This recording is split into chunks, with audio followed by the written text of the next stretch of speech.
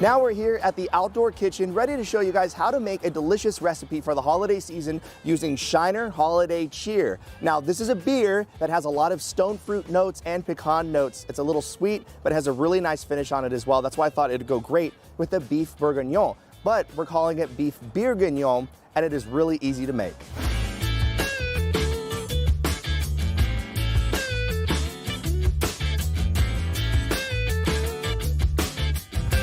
The first thing you want to do to prep for this dish is cut a bunch of vegetables. Now we have the list on the screen right now. You want carrots, celery, onions, shallots, and garlic. You want to chop that all up, put into a big bowl. I'm looking for like small pieces. That's what I enjoy. If you want a more rustic chop, you can make it a little bit bigger as well. Then you want to get a really nice cut of meat. I'm using a chuck roast. This is a grass-fed chuck roast. For this part, what I like to do is cut these chuck roasts into thirds and then season them generously with black pepper, salt, and garlic powder. In your pot, you want to make sure it's nice and hot, some olive oil on the bottom, just a splash, and then you want to get your meat that's seasoned and you want to put it right into the bottom. You're looking for a hard sear on all sides. If you get it a little brown, that's okay too. And then you want to pull the meat out. Once you get a sear on there, put it on a plate, put it right next to the pot because you're going to be using it in a little bit. And then in that same pot, you leave the high heat on and you're going to dump all those vegetables that you just cut. The celery, the carrots, the onion, the garlic, the shallots, everything gets dumped back into that pot. And you're going to start stirring that around. Salt and pepper to taste. You want to keep going. I like garlic paste. I don't know if that's something that you use in your household. I really enjoy it. I put a little bit of garlic paste, even though we have a chopped garlic in there, because I like garlic. I think it's delicious. Once you have all the vegetables sweat down, you're gonna make some room in the middle and you're gonna put in some tomato paste and let that cook for a little bit. Get some of that aluminum flavor off of there. Once it's cooked for a minute or two, incorporate it into all the vegetables that are in there so everything gets a really beautiful red coating. Let that cook. Let that get a nice little crunch on there, a little sear, and then the first ingredient you want to dump in to deglaze the pan is going to be holiday cheer. Now, I used half a bottle of cheer, and then bourguignon, the traditional recipe calls for a bold red wine, a Cabernet, and that's what we have here. This is the Hope Tree Cabernet. Pour that in. I like to use about a cup of red wine as well. Now, let that all kind of work itself out because you want that to come to a boil. You want to cook all that alcohol off.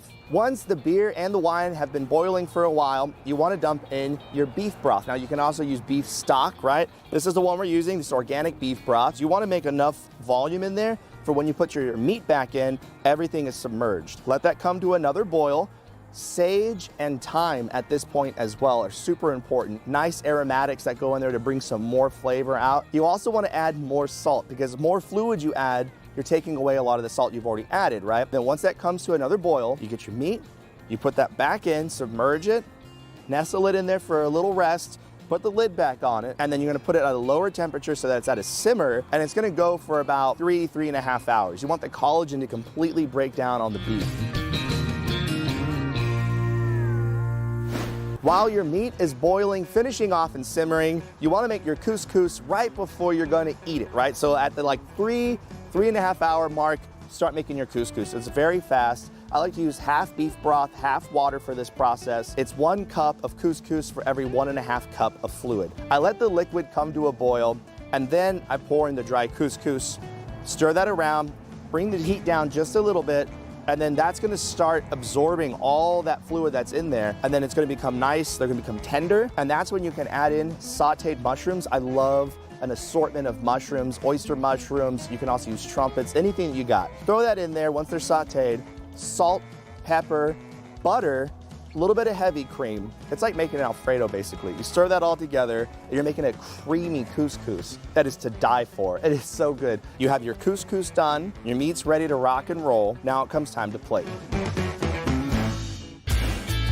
So we're gonna get some couscous on the bottom here. Oh my gosh, look at that steamy deliciousness. I'm gonna put it right in the center of the plate. And look at that, beautiful. And this meat is just ready to fall apart, super tender. We're gonna get that and we're gonna set it right on top. I'm gonna get some of your veggies. You can add that right on top of that. And it's not complete without a little bit of fresh parsley. And then of course, you got all this fresh Parmesan Reggiano that you've grated. Go ahead and give it to the side right there. And this right here, y'all, fun, easy. You can bring the whole family in. Somebody has a job at this. It's like an assembly line. You're chopping up all these veggies and it's so delicious. I really enjoy the holiday cheer. It adds a lot of flavor to it. You have those notes of pecans, you have some fruit notes in there, some stone fruit, and it adds in there. You get that velvety texture from the red wine as well coming in. Beef broth. It is a really nice dish, super easy. Follow the link on the screen right now to get the recipe. Now it's time to try it. Look how tender this is. I mean, this stuff is just falling apart. All that collagen, everything is just broke down in there. That's the bite. Y'all, this is so good. This is gonna be your favorite holiday meal of the season. It's so good, so simple, easy to make. And of course, you throw in a little bit of Shiner in there. It makes it that much better. Follow the link on the screen. Go online. You can open your beer with one hand if you can. Cheers.